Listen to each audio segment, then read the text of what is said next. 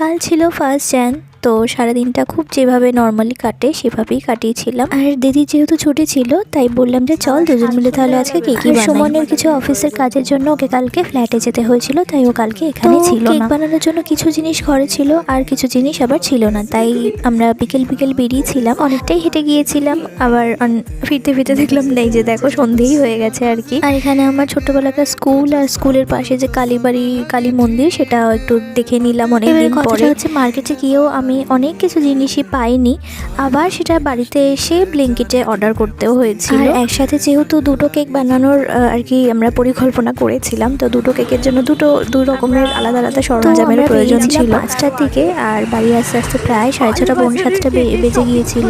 আসলে দুটো কেক আমি ভেবেছিলাম যে একটু করে শ্বশুরবাড়িতেও দিয়ে আসবো, কিন্তু সেটা পসিবল হয়নি, কারণ দুটো কেক তো মোটামুটি হতে প্রায় একটা কেকই 50 মিনিট করে তো টাইম লেগেইছে। আর সবকিছু করে সবকিছু রেডি ডেকোরেশন করার পরে আমরা ঘড়ি দেখলাম যে মোটামুটি 1:30 বেজে গেছে রাত্রি, তো সেই টাইমে তো কোনোদিনই পসিবল না, তাই কেকগুলো পরের দিন গিয়ে দিয়ে আসবো। এই ভিডিওটা আজকে এই পর্যন্তই।